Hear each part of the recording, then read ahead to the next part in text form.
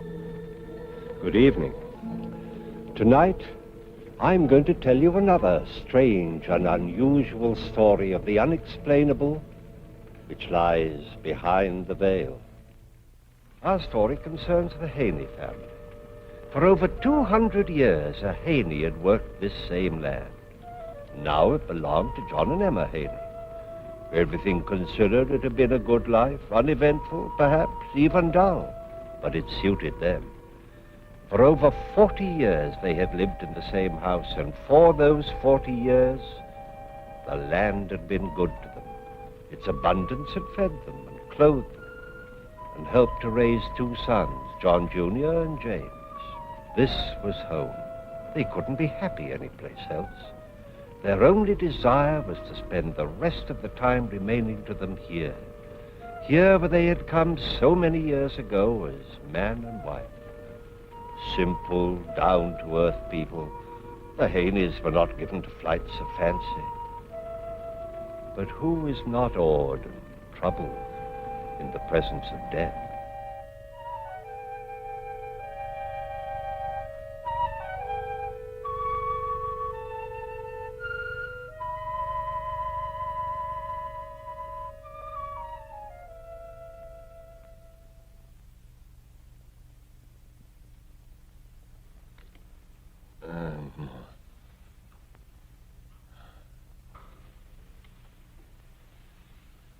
Yes, John? John?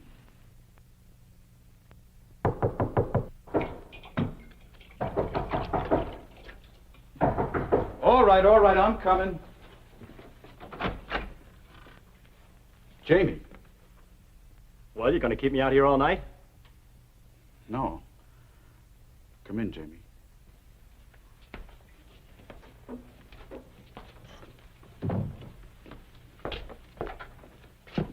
Hi, Ma. Jamie. Oh, Jamie.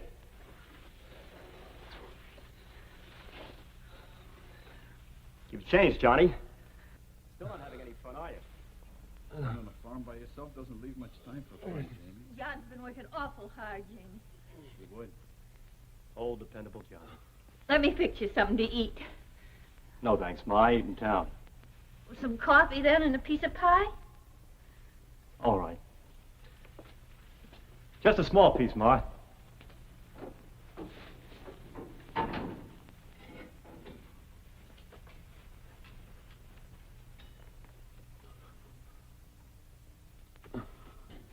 I knew you'd get here in time, Jamie. Pa's been asking and asking for you. He has, huh? Probably wants to whale the tar out of me. Oh, Jamie. All right, Ma. Guess I might as well see him. Yeah, might as well, Jamie. No use making the trip for nothing, is there?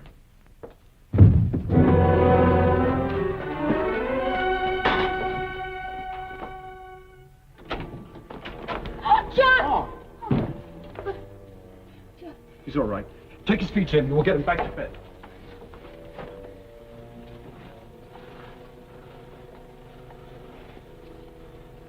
Pa? Pa, it's me, Jamie. Pa? What'd you say, Pa?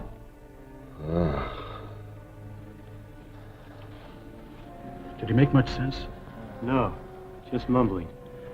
He's been like that for 2 days now. He knew he would, Jamie. I know he did.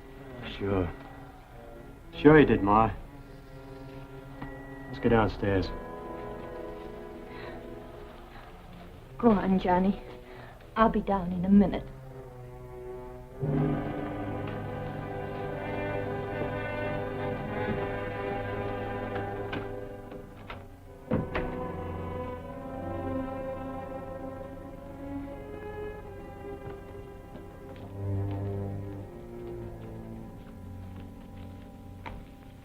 How did it happen? His horse stumbled and fell on him. How old as he is, you think he'd have more sense. Jamie, where have you been all this time? All over. New York, Chicago, San Francisco. Kept moving. For 10 years? Well, you know me, Johnny boy. I'm a little surprised you came back. Johnny. Why shouldn't I? Oh, I get it. You're still sore because I took off and you had to stay here and do the work. Well, you could have gotten out, too. And who to run the farm? Or did you forget that Pa was too old even then? All right, so hate me. But don't forget, I was only 17 years old. How much was I supposed to know? You knew enough to steal every cent Pa had in the house. Stop it. Stop it right now. No, let him get it off his chest. So that's it, huh? So that's what's been griping you all these years. Well, let me tell you something. I didn't steal anything. That money belonged to me. It did, huh? Just how do you figure that, Jamie? You know how I figure it. Ever since I was 10 years old, Pa had me doing the work of a hired hand. Only I never got the money a hand would get. Only my food and your hand-me-down clothes. He owed me that money. And how about me, Jamie? What was I doing all those years you were working your poor little fingers to the bone? I was having a picnic, huh? That's your problem, Johnny boy. If you had any gumption, you'd have beaten me to the cash box. Enough! I won't have any more of this in my house. You ought to be ashamed, both of you. Your father's dying right over your heads. You stand there fighting like animals. Jamie, I'm going to fix up your old room. When you're finished, you march yourself upstairs and go to bed. And you, Johnny, not another word. Remember, you're brothers. You just don't understand what gets into you.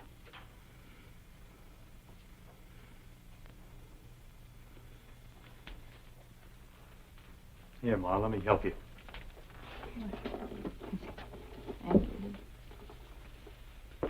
Tell me the truth, Jamie. Just for once. Why did you come back? You never were very bright, were you, Johnny? All right, I'll tell you. Your telegram got to me at the right time. I'm broke. And I figured in 10 years the old man had enough time to build up another pile. You make me sick to my guts, Jamie. You should be standing here. Take a look at yourself, Johnny. You're only 3 years older than I am, and anybody would take you to be my father. You should be sick. You outsmarted yourself this time, Jamie. You made the trip for nothing. If Pa dies, you don't get a dime.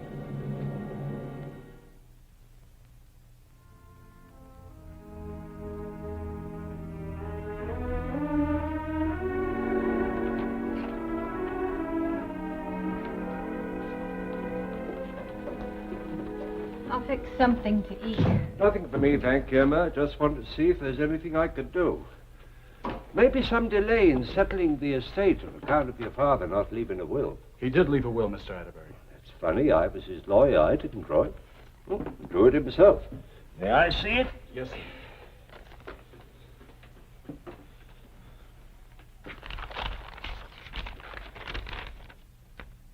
Leaves everything to you, Johnny. Knowing that as head of the family, you will take care of your mother and young brother. Johnny, I'm so glad. Wait a minute. Let me see that. Seems legal. Should save us quite a bit of time. Not legal enough. I'm afraid I have a big surprise for you, Johnny boy. What's this? Read it.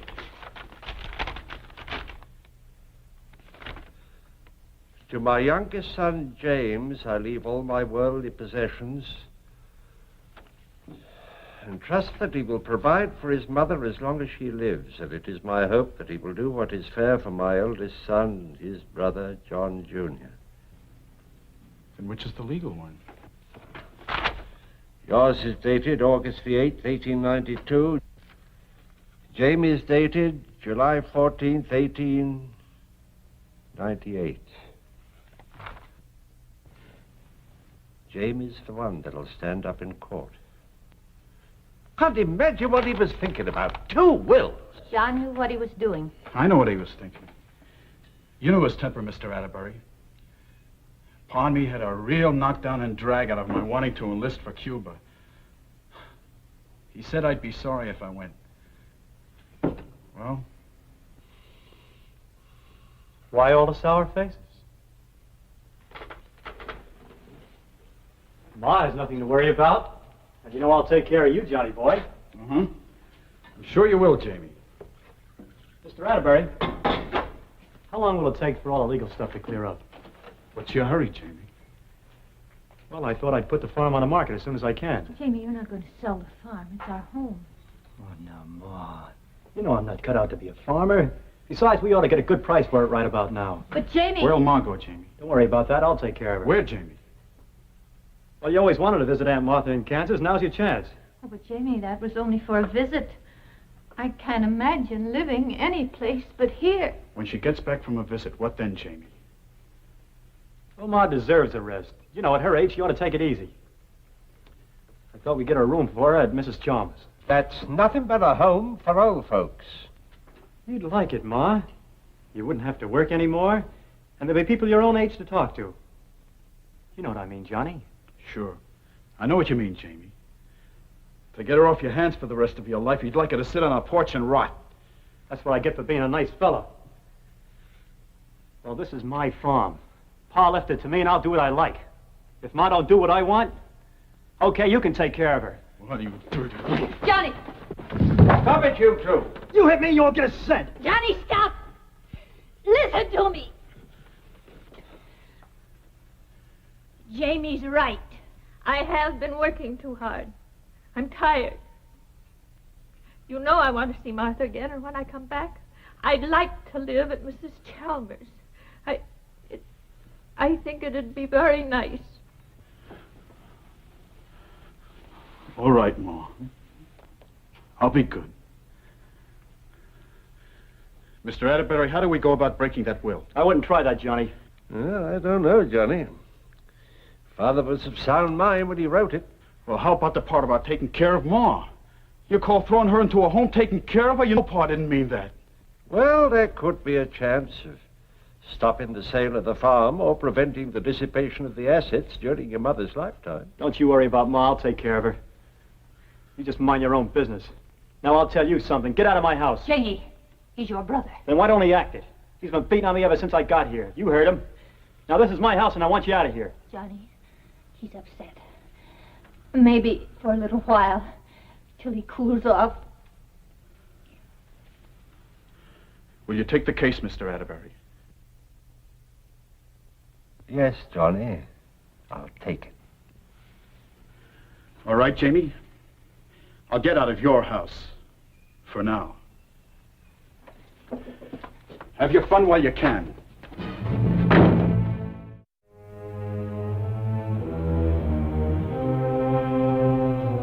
In the matter of the estate of George Haney, petition for order confirming sale of real property of the estate. Ready for petitioner, Your Honor. Ready for the contestant, Your Honor. Very well, gentlemen, you may proceed. May it please the court. All of the statutory facts necessary for the court's approval of the sale are alleged in the verified petition of Mr. James Haney, the duly appointed executor of the estate. The estate consists entirely of the farm which is being sold, and the price offered exceeds the appraised value.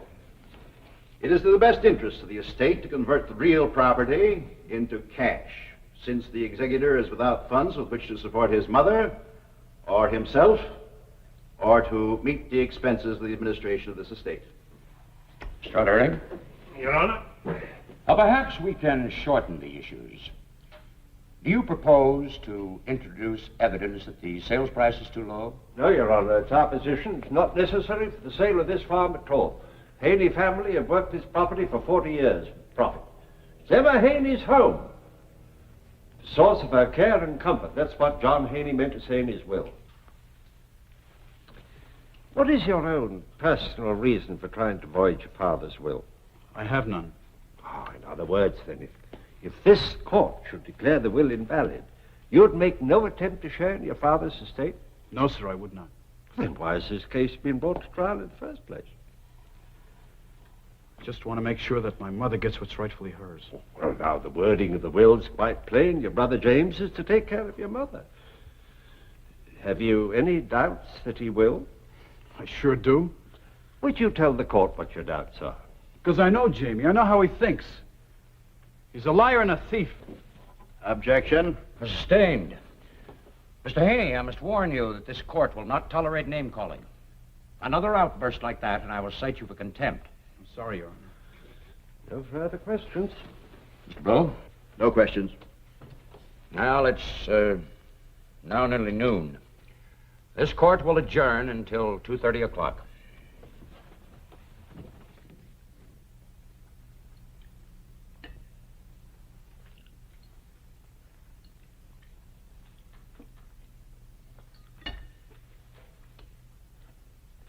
I gotta run, Ma. I got a date with a customer for the farm. Jamie, do you have to sell? Yes, I have to. Now, don't you start on me, Ma.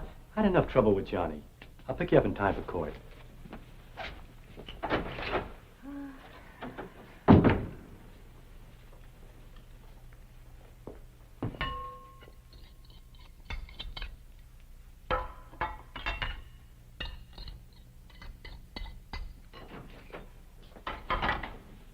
Johnny, you shouldn't be here. If Jamie sees It's you... all right, Ma. I waited for him to leave. I won't be long. I just want to get some of my things. Please hurry. I don't want any more trouble.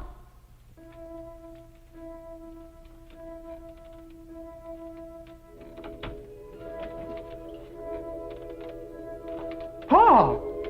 Johnny, look in Genesis 27. What? What'd you say, Pa?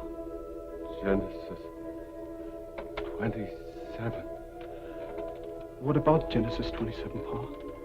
Johnny? Yeah, Ma, what is it? Johnny, who are you talking to? Nobody, Ma. Nobody. I thought I heard voices. Are you all right, Johnny? Yeah, Ma, I'll be down in a minute, Ma.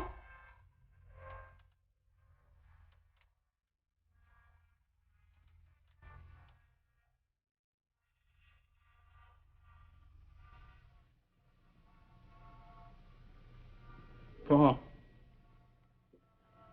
Pa.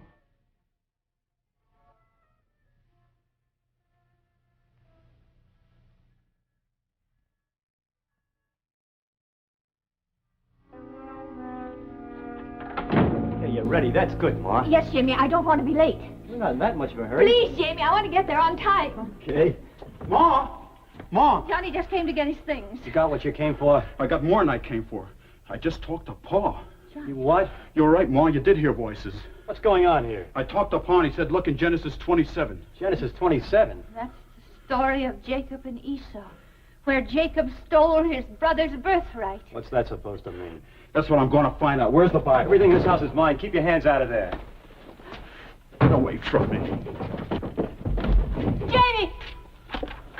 Stop! I warned him, Ma.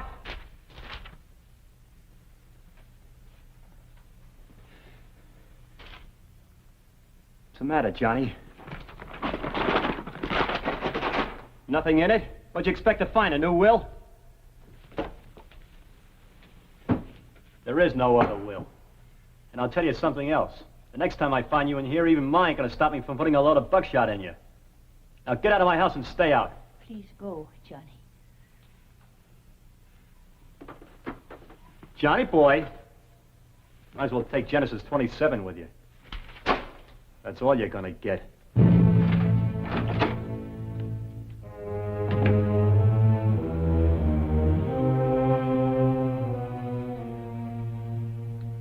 Mr. Haney, much has been made of the fact that you wish to sell your farm and place your mother in what has been called an old folks' home. Would you tell the court exactly what it is you had in mind? Yes, sir. Your Honor, my mother's worked hard all her life. As long as I can remember, she's been cooking, sewing, washing. Why, she even helped in the fields when we were short-handed. Up until now, we've never been able to do anything about it. But now I can, and I want to. Ma, is this the family Bible? Isn't it course obvious it is. Mr. Haney is Didn't we not used to have the another cruel, Yes, hard-hearted your child father. painted as attempting to make Where her is it, Ma? obey? I don't know, On the Johnny. contrary, here is a devoted In the son attic, I who loves expect. his mother and whose only wish is to see that the rest of her days are happy ones. Mr. Blue, are you making your summation, or do you intend to question your witness any further? No further questions. Mr. Atterbury? I beg the court's indulgence. The matter which has a bearing on this issue requires investigation. Might we recess until tomorrow? I don't believe that will be necessary, Mr. Atterbury. I have heard enough and am prepared to rule. However, I will delay my ruling until noon tomorrow if within that time you have anything to bring to the court's attention, I will receive it. In Mr. Blue's presence, of course. This court stands adjourned.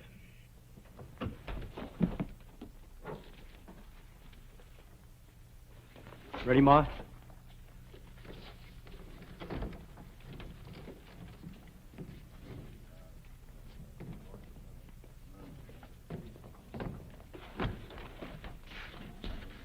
If Jamie catches you in that house, he may figure he has every right to shoot you. I don't care.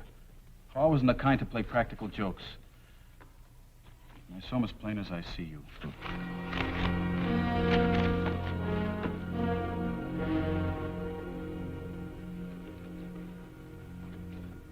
Johnny! What if Jamie should see you? I'm sorry, Ma. Jonas, you know he shouldn't be here. I know, Emma. He's just as stubborn as his father. Where's Jamie? I think he's in his room. I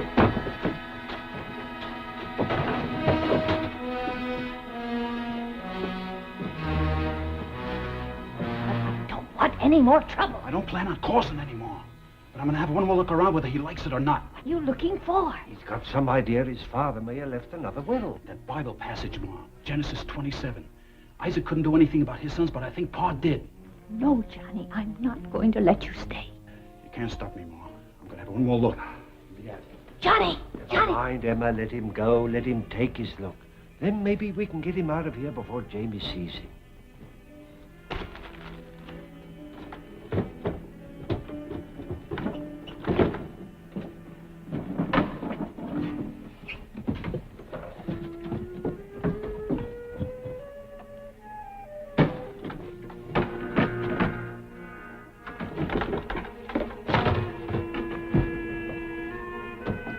What are you doing here? So you figure the same way, huh, Jamie? What'd you find? Nothing, and I told you to stay out of here. What are you scared of, Jamie? What are you hiding? Stay away from me! I told you to stay out of here! I'm going to give him a couple of more minutes and then...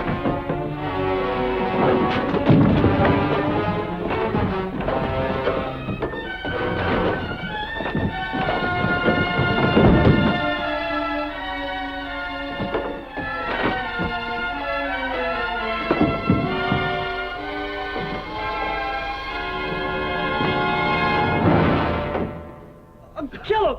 What's the matter, Jamie? They'll hang you.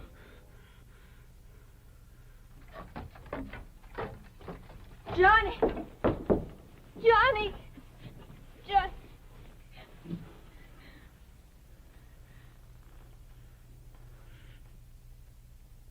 The Bible. He's got it.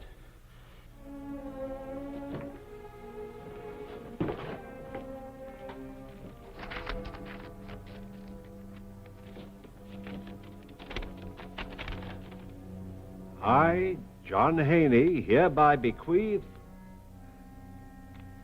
You were right, Johnny. There was another will. Of a later date. Leaving everything to you. This'll stand up in court tomorrow. The reappearance of John Haney is not unique. Over the years, many such instances have been reported and documented. In fact, the event on which tonight's story is based was directly responsible for a ruling by a court of law, the only one of its kind in our legal history. Jonas Atterbury knew his law. The newfound will was presented in court the next day and accepted without delay as valid. In leaving his estate to his eldest son, John Haney had chosen wisely. John Jr. was not a vindictive man. James was given an equitable share of the estate and departed for parts unknown. And Emma Haney was content in the knowledge that the rest of her life would be spent in the home that she loved. More than that, she knew that when she died, she would rest beside her loved ones, undisturbed. For to John Haney, Jr., the land was a sacred trust, not to be passed from hand to hand, but held for his children and his children's children. Science does not as yet know all that happens to us after life leaves our bodies. But we cannot say with certainty that there is no explanation of what you have just seen. we can only assume that there may well be one. Please join me again for another journey into the...